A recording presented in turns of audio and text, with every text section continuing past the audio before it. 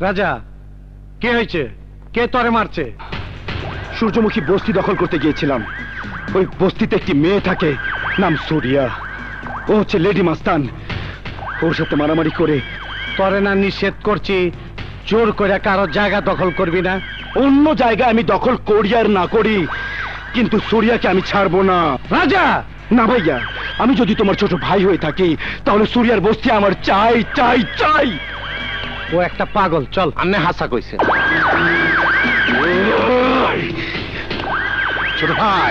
ছোট ভাই রিল্যাক্স। না, চাই চাই চাই, সুরিয়াকে চাই, সুরিয়ার বস্তি চাই, স্যাটিসফাইড হতে চাই। পাবেন, কথা দিলাম, আমি ম্যানেজ করে দেবো সুরিয়াকে। হ্যাঁ, ম্যানেজ করো।